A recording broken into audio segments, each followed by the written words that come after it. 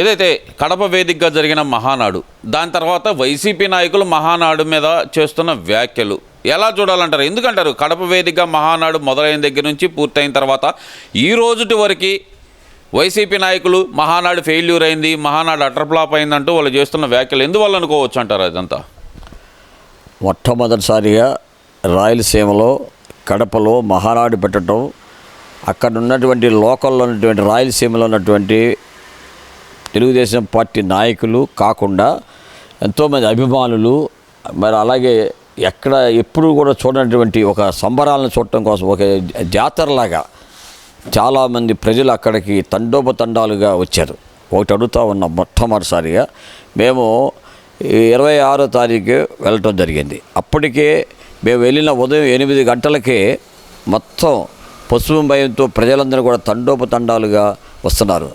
నాకున్నట్టు అనుభవం ప్రకారం నాకు తెలిసి ఒక విజయవాడలో కృష్ణానదిలో పెట్టినప్పుడు అన్న నందమూరి తారక రామారావు గారు పెట్టినప్పుడు ఎంతమంది వచ్చారో అంతకంటే రెట్టింపు వచ్చారు.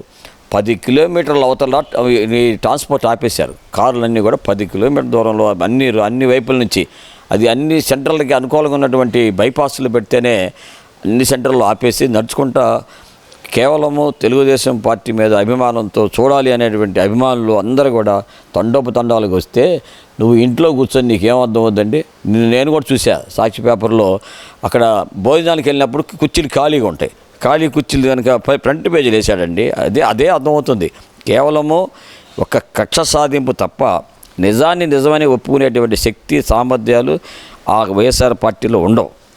ఎందుకంటే చెప్తున్నాం, మహానాడు వల్ల ఆ ప్రాంతంలో ఉన్నటువంటి వాళ్ళందరికీ కూడా, ఎవరైతే రాయలసీమలో ఉన్న ప్రజలందరూ కూడా ఆత్మవిశ్వాసం పెరిగిందని నేను నమ్ముతున్నాను. అందుతో ఈ యొక్క ఆత్మవిశ్వాసం పెరగడానికి మన లోకేష్ బాబు మాట్లాడినటువంటి ఆయన ఇచ్చినటువంటి ఒక నేనున్నాను అనే భరోసా ఇచ్చాడు ఆయన. ఆ తెలుగుదేశం పార్టీ మీకు అండగా ఉంటుందని చెప్పి ఒక భరోసా ఇవ్వటం వల్ల అక్కడ స్థానికంగా ఉన్నటువంటి ప్రజలు, నాకు ఎంతోమంది అక్కడి నుంచి మా మిత్రులు చాలామంది ఫోన్ చేసి చెప్పారు, ఇంతకుముందు అసలు తెలుగుదేశం పార్టీ అంటే చెప్పుకుంటానికి భయపడేవాళ్ళు. గతంలో మేము ఇంతకుముందు ఎలక్షన్కి ఎప్పుడైనా అబ్జర్వర్గా వెళ్ళినప్పుడు కూడా అక్కడికి వెళ్ళినప్పుడు కొంతమంది తెలుగుదేశం పార్టీ అని చెప్పుకుంటా భయపడేటువంటి పరిస్థితి ఆ రోజు గడగడ వణిగిపోయేవాళ్ళు, చంపుతారేమని భయంతో. ఇవాళ ఆ భయం లేకుండా కొన్ని వేల మంది ఇవాళ బయటకు వచ్చి చక్కగా ఈ పరిపాలన కావాలి, చంద్రబాబు నాయుడు పరిపాలన కావాలి, మంచి భవిష్యత్తు ఉంది మన ప్రాంతానికి, అందులో రేపు రాబోయే కాలంలో ఇక్కడ అన్నీ కూడా మంచి మంచి కంపెనీలు వస్తాయి, ఇదన్నింటికి అభివృద్ధి అనేది రేపు కనపడుతుంది మన కళ్ళ ముందు అనేటువంటి భావంతో అక్కడ ఉన్నటువంటి స్థానిక ప్రజలందరూ కూడా, సామాన్య ప్రజలందరూ కూడా, కూలీలే కాదు పెద్దలే కాదు అందరూ కూడా చాలా చక్కగా స్వాగతించారు. చాలా చక్కగా మహానాడు జరిగింది. దానిలో భాగంగా ఈనాడు చెప్తా ఉన్నా, ఆ రోజు మాట్లాడే లోకేష్ బాబు ఒకటే చెప్పాడు, ఈ యొక్క రాయలసీమని రత్నాల సీమగా మారుస్తానని చెప్పేసి ప్రామిస్ చేసినటువంటి ఈ చంద్రబాబు నాయుడు గారు పెట్టేటువంటి పెద్ద పెద్ద మంచి మంచి కంపెనీస్ అన్నీ కూడా రేపు కడప రాబోతూ ఉన్నాయి. కడపలో మరి ఎయిర్పోర్ట్ అభివృద్ధి చేయబోతూ ఉన్నారు. కడపలో రావాల్సిన ఒక మేడం అడిగారు, దేవుడి కడప అంట దాని పేరు, దేవుడి కడప అనే దాన్ని అభివృద్ధి చేస్తాం. అక్కడ వాళ్ళు అడిగినటువంటి ఏమైతే అడిగారో అవన్నీ కూడా ఇస్తామని చెప్పిన తర్వాత స్థానిక ప్రజలు ఇంతవరకు కడపలో ఓట్లు వేయించుకుంటాం కానీ ఏమి చిన్న పని కూడా చేసినటువంటి పని లేదు. ఇవాళ కడపలో మేము చూస్తే అసలు ఆ రోడ్లు కానీ, ఆ సిగ్నల్స్ కానీ, ఆ ఊళ్ళో ఉన్నటువంటి ఆ ఊరు ఇది కానీ ట్రాఫిక్ కానీ అవన్నింటినీ కూడా రూపుమాపడం కోసం చాలా చక్కగా పేశారు. మేము కడపలో ఉన్నాము 3 రోజులు, మాకు చూసాం కాబట్టి కలతో చెప్తున్నాం. ఎవరైతే మాట్లాడే వీడియో ముందు మాట్లాడటం కాదు, ఒకసారి పోయి చూసిరండి. చూడకుండా మాట్లాడేయండి వాళ్ళు కేవలము వాళ్ళ స్వార్థం కోసం, వాళ్ళ బెనిఫిట్ కోసం, జగన్మోహన్ రెడ్డి దగ్గర గొప్పలు పొందడం కోసం తప్ప వాస్తవం అయితే లేదని చెప్పేసి ఆంధ్ర వాయిస్ ద్వారా తెలియజేసుకుంటా ఉన్నా. చంద్రబాబు బ్లాక్ మనీని వైట్ మనీ చేసుకోవటానికి మాత్రమే ఈ మహానాడు అంటూ, ఆ విరాళాల ప్రకటన అంటూ మరి లక్ష్మీపార్వతి చేస్తున్న వ్యాఖ్యలు, మరి దాన్ని కరెక్ట్ అనుకోవాలంటారా? అసలు లక్ష్మీపార్వతి అనేది మాకు ఒక జోకర్ లాంటిది. ఎందుకంటే ఈ తెలుగుదేశం పార్టీకి ఒక శకుని, ఈ శకుని పాత్ర తను కావాలనే ఇట్లాంటి తప్పుడు మాటలు మాట్లాడితే ప్రజల్లో నాకేదో సానుభూతి వస్తుంది.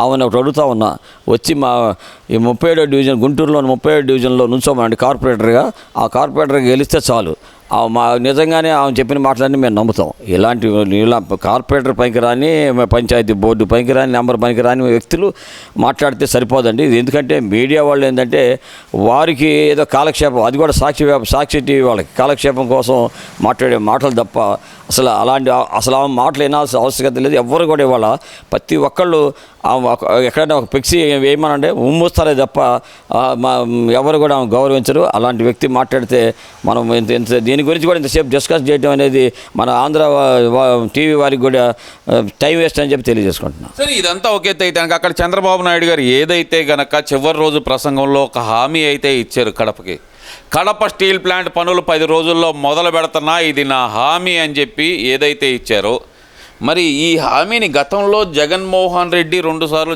శంకుస్థాపన చేసిన హామీగానే చూడాలా, నిజంగానే కడపను అభివృద్ధి చేసే భాగంలో హామీగా చూడాలనుకోవచ్చు అంటారా?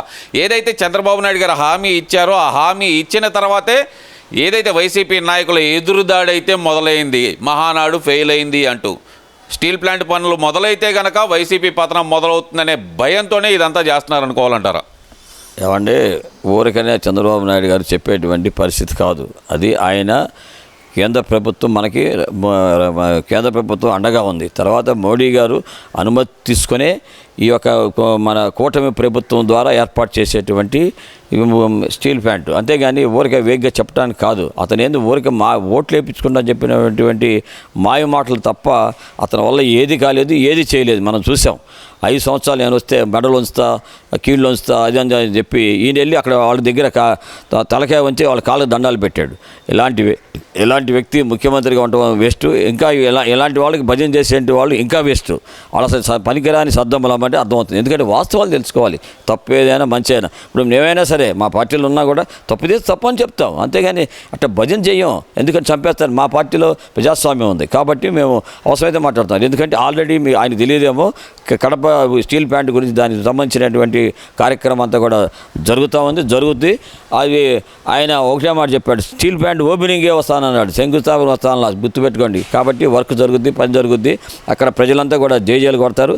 ఆ ప్రాంతంలో ఉన్నటువంటి పేద ప్రజలు కానీ, మధ్యతరగతి ప్రజలు కానీ, ఇంజనీర్లు చదువుకున్న వాళ్ళు కానీ మంచి ఉద్యోగాలు అవకాశం కల్పిస్తారు. విశాఖ స్టీల్ ప్లాంట్ లాగా మరి కడప స్టీల్ ప్లాంట్ కూడా రేపు రాబోతుంది. చాలా చక్కగా మరి ఆ ప్రాంతం అంతా కూడా అభివృద్ధి చెందుద్దని చెప్పేసి విశ్వసిస్తున్నాం. తప్పకుండా జరుగుతుంది. కడప స్టీల్ ప్లాంట్ పనులు మొదలయ్యి నిర్మాణం పూర్తయితే గనక చంద్రబాబు నాయుడు గారు చెప్పిన విధంగా జగన్మోహన్ రెడ్డిని కడప ప్రజలు మర్చిపోయే అవకాశం ఉందనుకోవచ్చు అంటారా? దానితోనే ఈ విష ప్రచారం అనుకోవాలంటారా? తప్పకుండా మీరు మంచి కోసం చేశారు. ఎందుకంటే కడపలో ఇన్ని సంవత్సరాల నుంచి ఓట్లు వేయించుకున్నారు తప్ప వాళ్ళ నాన్న కానీ వాళ్ళ తాత కానీ ఎవరైనా కడప చేసింది ఏమీ లేదు. కాబట్టి ఇవాళ ఒక మంచి కార్యక్రమం. స్టీల్ ప్లాంట్ సామాన్య విషయం అంటే ఇంతకుముందు కూడా మాట్లాడారు కియా కంపెనీ అంతపురంలో రాదని. మరి అదే కియా కంపెనీ పెట్టిన తర్వాత నువ్వు వచ్చి వాళ్ళ దగ్గర డబ్బులు కాజేయాలని చెప్పి కియా కంపెనీ ఆపినటువంటి సన్నాసి నువ్వు. కానీ చంద్రబాబు అలాంటి కాదు, అభివృద్ధి ధ్యేయం. ఆయన పెట్టాలంటే మాకు అమరావతిలో పెట్టుకోలేడా ఏమి, కానీ అక్కడే ఎందుకు పెట్టాలనుకుంటున్నాడు? ఆ ప్రాంతం అభివృద్ధి చెందాలి. కడప వాళ్ళందరూ కూడా ఇంకా ఎప్పుడు ఆ బానిసత్వంలో ఉండకూడదు, వాళ్ళు కూడా స్వతంత్రులు కావాలి, ఎప్పుడు ఈ ఫ్యాక్షనిజంలో ఉండకూడదు, చక్కగా చదువుకోవాలి, వాళ్ళు అభివృద్ధి చెందాలనే ఉద్దేశంతోనే కేవలం ఆయన మంచి ఉద్దేశంతో ఆ స్టీల్ ప్లాంట్ పెడతా ఉన్నారని చెప్పేసి మీకు ఆంధ్ర వాయిస్ ద్వారా తెలియజేసుకుంటామని. తప్పకుండా జరుగుద్ది. మరి మనం ముందుగానే చెప్తున్నా, కడప స్టీల్ ప్లాంట్ శుభాకాంక్షలుగా తెలియజేస్తున్నాం.